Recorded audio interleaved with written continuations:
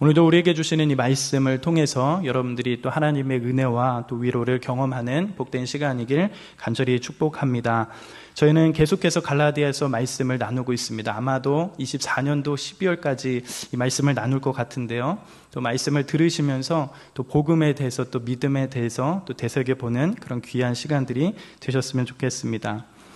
우리는 예수 그리스도를 믿음으로 구원을 받습니다.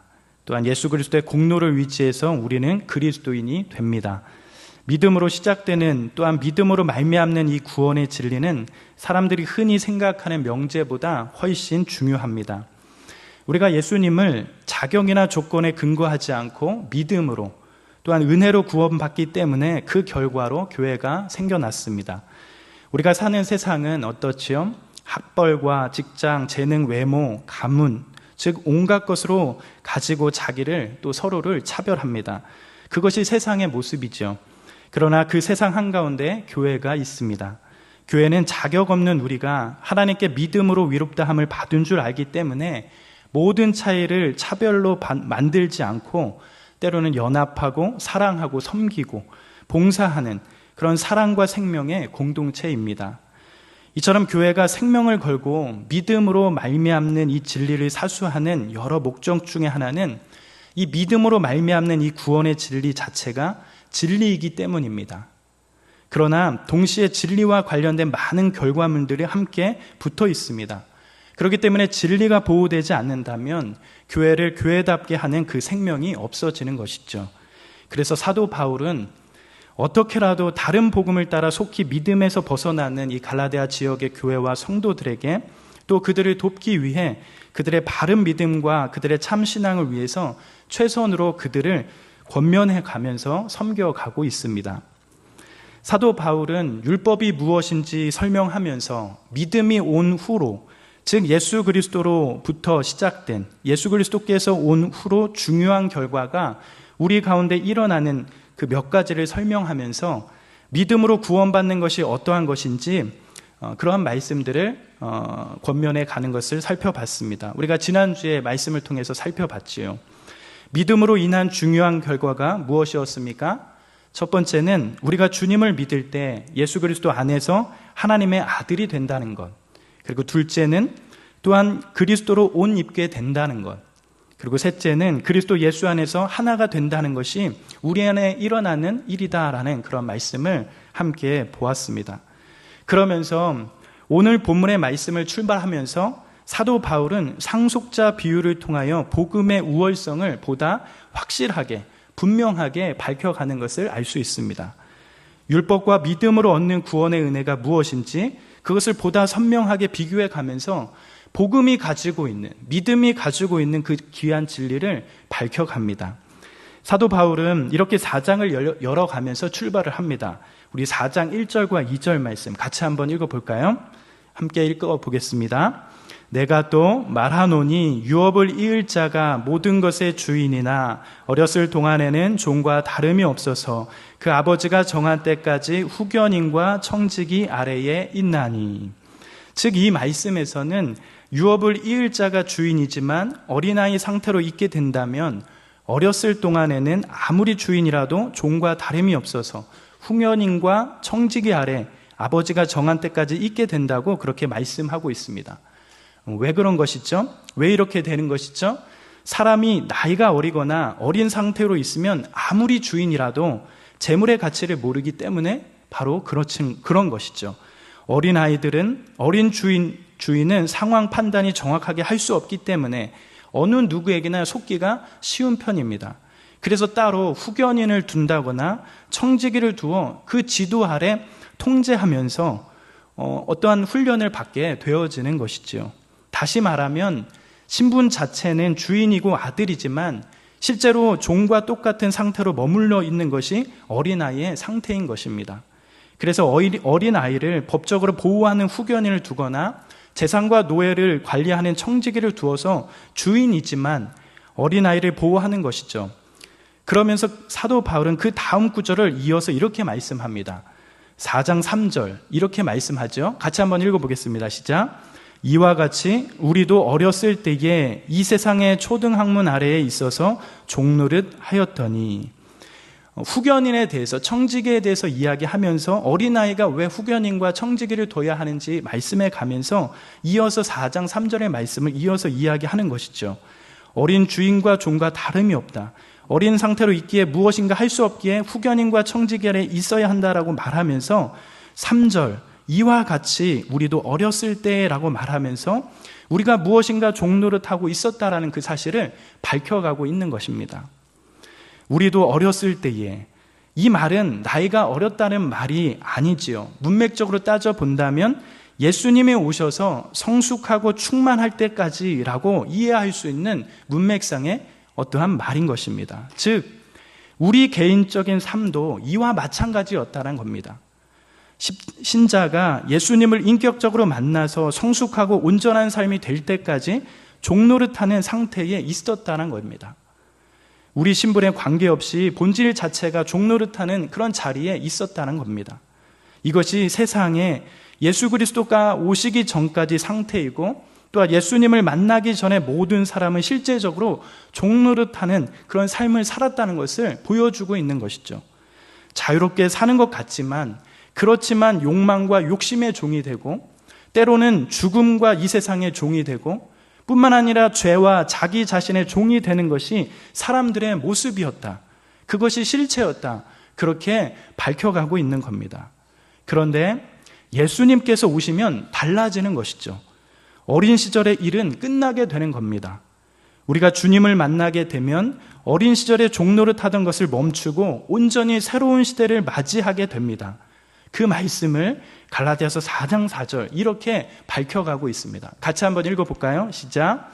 때가 참에 하나님이 그 아들을 보내사 여자에게서 나게 하시고 율법 아래 나게 하신 것은, 즉 4절을 시작하면서 어린 시절 종노릇하는 우리에게 새로운 시대를 맞이하게 되었다, 새로운 시대가 열리게 되었다라고 말씀하고 있습니다. 우리가 보는 이 한글 성경에는 없지만 헬라어로 된 원어 성경에는 이 구절을 시작하면서 이렇게 시작합니다. 때가 차면이라고 하는 이 말씀 앞에 무엇이 붙냐면 그러나가 붙습니다. 그러나 때가 차매라고 이렇게 시작합니다. 즉 이것은 뭐를 말하는 것이죠? 뭔가 분위기가 전환된다는 것을 말하는 겁니다. 즉 복음이 가져온 시대의 전환, 혹은 새로운 시대가 열린 것을 극적으로 표현하고 있는 단어인 것이죠. 때가 참에, 이제는 새로운 분위기, 새로운 시대가 열렸다는 것을 지금 이야기하고 있습니다. 예수님께서도 이 세상에 오셔서 이렇게 말씀하시죠. 때가 찼고 하나님의 나라가 가까이 왔으니 회개하고 복음을 믿으라. 이것이 예수님께서 이 세상에 오셔서 처음 선포했던 말씀입니다. 즉, 더 이상 어린아이로서 종노릇하거나 후견인이나 때로는 청지기 아래 있지 않을 완전한 새로운 그러한 때가 찼다라는 겁니다. 새로운 시대가 왔다라는 겁니다. 때가 찼으니 이전과 똑같은 방식으로 살면 안 되는 것이다. 그렇게 밝혀가고 있는 거예요. 새로운 시대, 새로운 삶의 방식으로 그렇게 초청하고 있다라는 것이죠. 분위기가 완전히 바뀌었습니다. 완전히 달라진 것입니다. 그렇다면 하나님이 이 세상에서 일을 행하신 그 때가 찬 모습은 어떤 것일까? 이 세상을 향하여 어떤 일을 행하셨을까요? 주인이지만 어린아이에게 종노릇하는 시대가 아니라 새로운 시대가 열렸는데, 이럴 때에 주님은 우리들에게 어떠한 일들을 보이셨을까? 오늘 말씀은 두 가지를 밝혀가고 있습니다. 우리 4절 다시 한번 읽어볼까요? 4절 다시 한번 읽어보겠습니다. 시작. 때가 참에 하나님이 그 아들을 보내사 여자에게 나게 하시고 율법 아래 나게 하신 것은, 즉 하나님께서 우리에게 시대를 열어가면서 어떤 일들을 하셨다고 말씀하시죠? 그 아들을 보내주셨다라고 그렇게 말씀합니다. 그 아들을 보내주신 겁니다. 하나님이 여시는 새로운 시대에 그 아들이 오면서 열리게 되었다라고 선포하고 있습니다. 오랫동안 약속했던 시대가 아들이 오면서 시작되었습니다. 그런데 그 아들만 온 것이 아니라 또 누구도 오셨다라고 밝히고 있지요. 6절의 말씀에 보면 이렇게 또한 밝히고 있습니다. 우리 6절 같이 한번 읽어볼까요? 시작. 너희가 아들이므로 하나님이 그 아들의 영을 우리 마음 가운데로 보내사 아빠, 아버지라 부르게 하셨느니라. 즉 이 말씀에 의하면 아들뿐만 아니라 누구를 보내신다고 말씀하고 있지요? 바로 그 아들의 영을 보내주신다라고 말씀하고 있습니다. 그래서 두 번째로 하나님께서 하신 일은 아들의 영이신 성령을 보내주셨다라는 겁니다. 이것이 우리가 살아가는 새로운 세대의 중요한 특징 중에 하나인 겁니다. 아들을 보내주셨고 아들을 보내주셨을 뿐만 아니라 우리 가운데 아들의 영을 보내주셨다는 사실입니다. 그렇다면 먼저 아들을 보내주신 것은 무엇인가? 아들을 보내주신 것을 생각해 보면 좋겠습니다. 새로운 시대를 열기 위해 하나님이 하늘에서 일꾼 중 뽑아 그것을 가장 탁월한 일꾼을 보내주신 것이 아니라 또한 천사 가운데 가장 우수한 최고 지도자인 천사를 보낸 것이 아니라 하나님은 자기의 그 자신밖에 하나 없는 자신의 하나밖에 없는 아들을 이 땅에 보내주셨습니다. 이것이 성경이 우리에게 가르치는 중요한 교훈입니다. 하나님은 아무도 대체할 수 없는 당신의 하나밖에 없는 그 아들을 이 땅에 보내십니다. 무엇 때문에 그러시는 걸까요? 무엇 때문에 우리에게 그 하나밖에 없는 아들을 보내시는 걸까요? 다른 것을 말할 것도 없이 하나님께서 우리들을 사람을 사랑하시기 때문에 그 아들을 보내주신 겁니다. 그것을 우리는 성경 여러 곳에서 우리들에게 말씀하고 선포하시는 귀한 진리이죠. 여러분들이 잘 하시는 말씀, 즉 요한복음 3장 16절 이렇게 말씀해 가고 있습니다. 같이 한번 읽어볼까요? 시작. 하나님이 세상을 이처럼 사랑하사 독생자를 주셨으니 이는 그를 믿는 자마다 멸망하지 않고 영생을 얻게 하려 하심이라. 또한 요한복음 4장 9절과 10절 이렇게 또한 말해가고 있습니다. 같이 한번 읽어보겠습니다. 시작. 하나님의 사랑이 우리에게 이렇게 나타난 바 되었으니. 네, 좀 다르네요. 자, 요한복음 4장 9절 10절 제가 읽어드리겠습니다. 하나님의 사랑이 우리에게 이렇게 나타난 바 되었으니 하나님이 자기의 독생자를 세상에 보내심은 그로 말미암아 우리를 살리려 하심이라. 사랑은 여기 있으니 우리가 하나님을 사랑한 것이 아니요 하나님이 우리를 사랑하사 우리 죄를 위하여 화목제물로 그 아들을 보내셨습니다. 즉 하나님께서 그 하나밖에 없는 그 아들을 이 땅에 보내신 이유가 무엇이라고 밝혀가지요? 그 이유는 우리를 사랑하시기 때문에, 우리를 사랑하시기 때문에 보내셨다, 그렇게 말씀해 갑니다. 그분은 다른 것으로 대체할 수 없는 하나밖에 없는 아들을 아끼지 않고 보내셨습니다. 아들이 이 땅에 오시면 하나님의 마음의 중심을 우리에게 이렇게 열어 보여주시는 것이죠. 그러면 새로운 시대를 열기 위해 아들을 보내셨는데 여러분, 어떤 모습으로 보내셨다고 지금 갈라디아 말씀을 말씀해 가고 있죠? 바로 4장 4절 다시 한번 읽으면 이렇게 우리는 알 수 있어요. 아들을 보내셨는데 어떻게 보내셨지요? 다시 한번 읽어볼게요. 4장 4절입니다. 읽겠습니다. 시작. 때가 차매 하나님이 그 아들을 보내사 여자에게서 나게 하시고 율법 아래 나게 하신 것은, 즉 하나밖에 없는 그 아들을 우리에게 보내주셨는데 그 아들을 어떻게 보내셨다고 합니까? 첫 번째, 여자에게서 나게 하셨다라고 말씀해 갑니다. 즉 하나님의 아들이 왔는데 멋진 말과 마차를 거느리고 때로는 영광과 존영과 권능과 권세를 가지고 온 것이 아니라 그 하나님의 아들이 왔는데 여자의 배를 빌려 사람으로 왔다라는 겁니다. 하나님의 모든 아름다움과 찬란함과 복됨을 다 뒤로하고 여자의 배를 빌려서 우리와 똑같은 사람으로 이 땅에 오셨다라는 겁니다. 죄는 없지만 우리와 똑같은 사람으로 오셨습니다. 하나님의 아들이 왔다는 그 사실을 도무지 알 수 없을 것만큼 정말 우리와 똑같은 모습으로 그렇게 이 땅에 오셨습니다. 하나님이 우리를 사랑하셔서 아들을 이 땅에 보내셨는데 우리의 모습 그대로 목수의 아들로 오셨습니다. 이 사실이 믿어진다는 것이 정말 기적과도 같은 그런 일인 것이죠. 누가 이 사실을 믿겠습니까? 누가 이것을 지혜라고 말할 수 있겠습니다? 그런데도 성경은 지난 2000년 동안 변함없이 하나님이 우리를 사랑하셔서 그 아들을 보내셨고 그 아들이 여자를 통해 죄는 없이 성령으로 잉태해서 우리와 똑같은 사람으로 이 땅에 왔다는 것을 말씀하고 있습니다. 그러면서 하나님께서 그 아들을 우리와 똑같은 사람으로 보내실 때 또 어떻게 하셨다고 합니까? 여자의 몸에서 나게 하신 것뿐만 아니라 율법 아래 나게 하셨다라고 말씀해 갑니다. 율법은 우리에게 뭔가를 요구하고 끊임없이 가르칩니다. 그 요구는 우리를 얽매이기도 합니다. 요구를 따라 살지 못하면 어떻게 되지요? 정죄를 받습니다.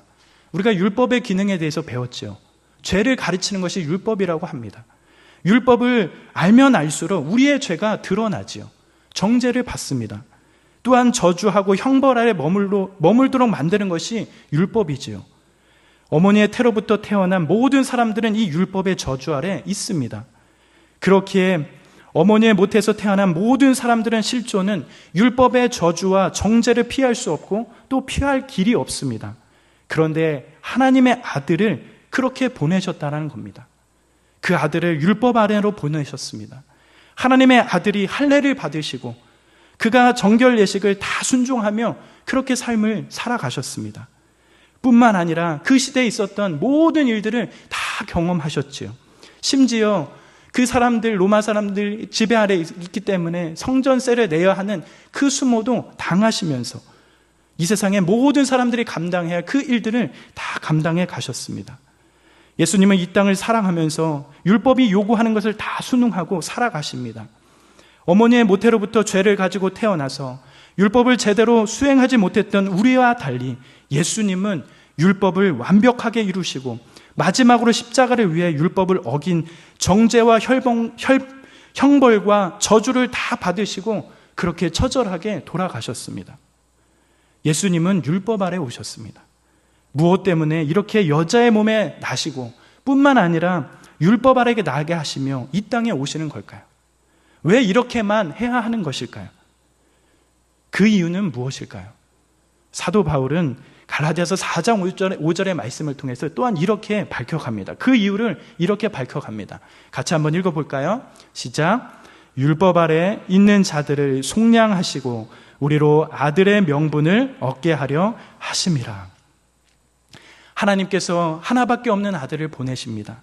그런데 그냥 보내신 것이 아니라 여자의 몸을 통해서 나게 하시고 뿐만 아니라 율법 안에로 보내셨습니다. 왜 그렇게까지 하셨을까요? 그렇게 보낸 이유가 무엇이라고 합니까? 바로 첫 번째, 율법 아래 있는 자들을 어떻게? 속량하시고 아들의 명분을 얻게 하시려고 그렇게 하셨다고 그렇게 말씀해 가고 있습니다. 첫째는 속량을 얻고 두 번째는 입양하도록 그렇게 하기 위해서 그렇게 하셨다라고 말씀해 갑니다. 다른 말로 한다면 양자를 삼기 위해 그렇게 했습니다. 그렇기 때문에 하나님께서는 예수님을 여자의 몸에 뿐만 아니라 율법 안으로 보내셔야만 했다라는 겁니다. 사랑하는 여러분, 속량이라는 것은 무엇일까요? 속량이란 값을 지불한다는 뜻입니다. 예수님께서 그런 모습으로 이 땅에 오신 이유는 우리를 위해 값을 치르기 위해서입니다. 어떤 값을 치러야 하는 것일까요?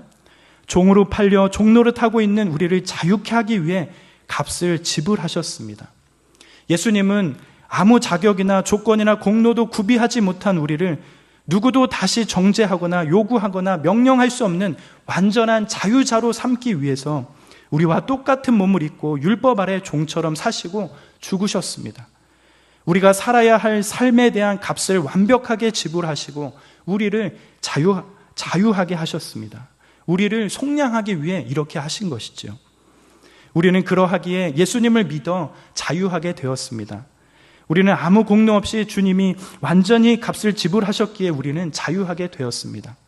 다시는 우리를 정죄 아래 끌고 갈 자가 아무도 없다는 사실을 우리는 알아야 하는 것이죠.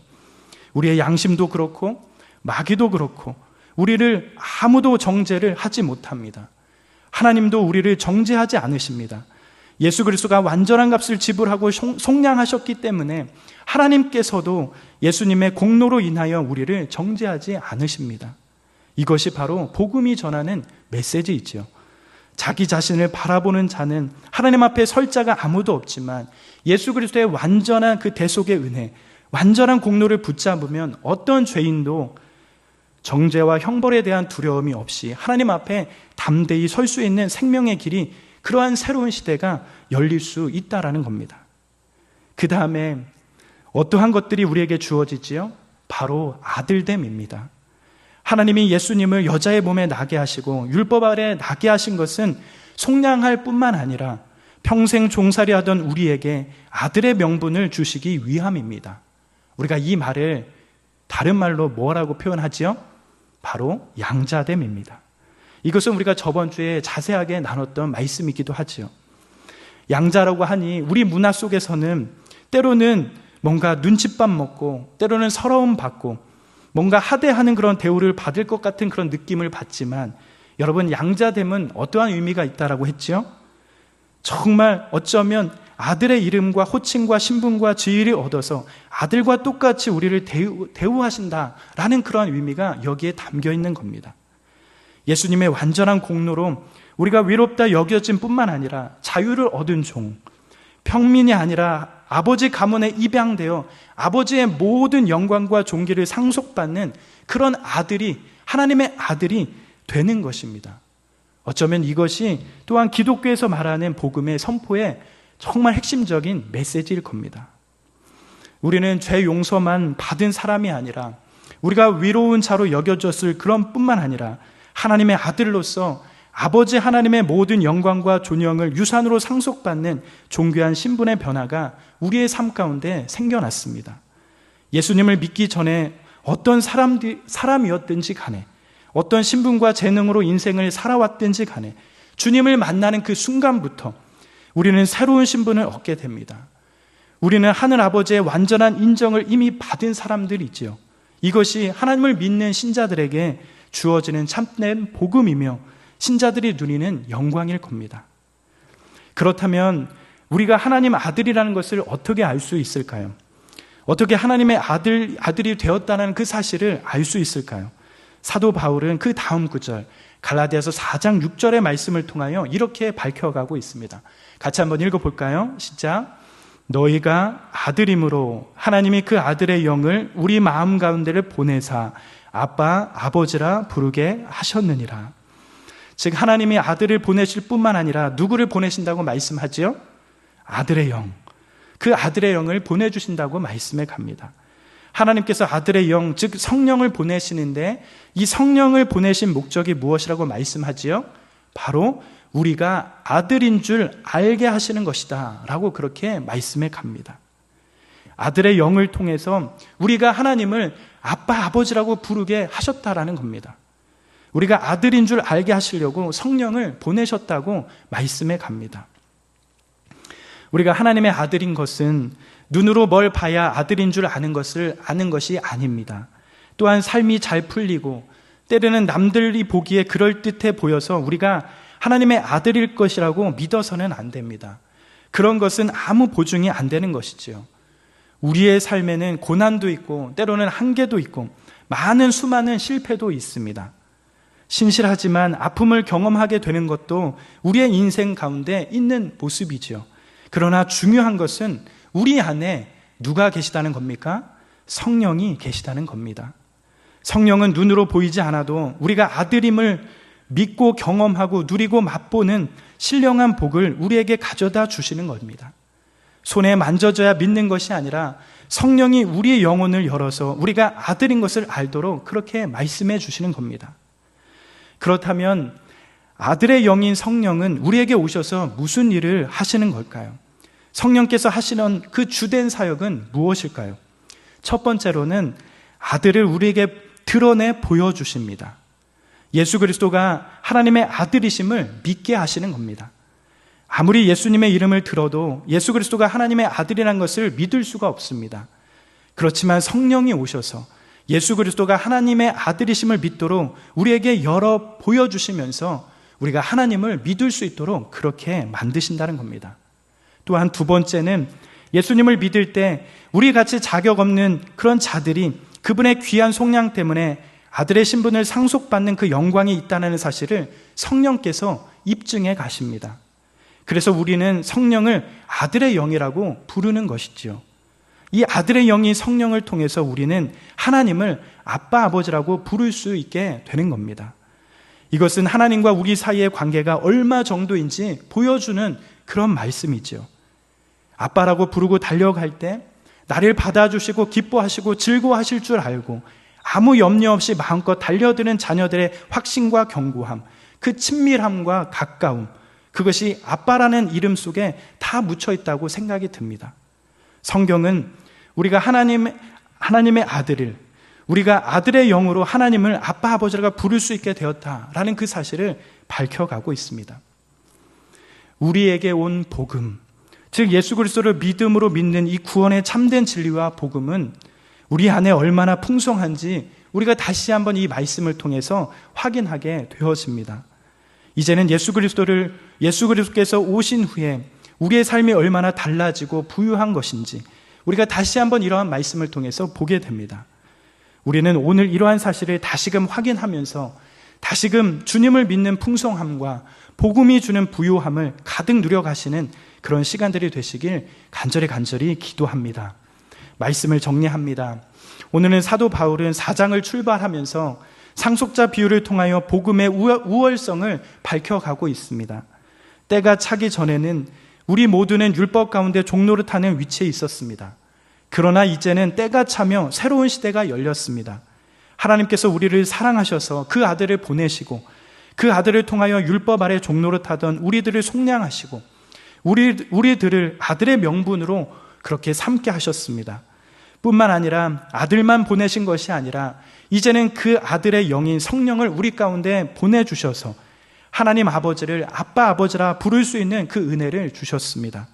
이 성령을 통하여 우리가 하나님의 아들임을 드러내 보여주시며 또한 아들의 신분을 상속받는 영광이 있다는 사실을 입증하게 하셨습니다. 이 모든 것은 신자가 누리는 말로 할 수 없는 은혜인 것입니다. 우리 모든 형제 자매들이 이 자녀된 귀한 영광과 부요를 우리의 삶 가운데 마음껏 누려가시는 시간들이 되시길 기도합니다. 하나님의 존영과 영광을 아는 사람들처럼 이 땅을 사랑하면서 더욱 값진 그런 인생을 살아가고 또한 신자된 귀한 영광을 누려가시는 저와 우리 형제 자매들의 삶이 되시길 기도합니다. 하나님께서 우리 한 사람 한 사람을 얼마나 사랑하시는지 그 사랑 안에 거하며 정말 예수 그리스도를 믿는 그 영광스러움이, 그 명예스러움이 우리의 삶 가운데 가득 맺혀가시는 그러한 축복이 있기를 간절히 축복합니다.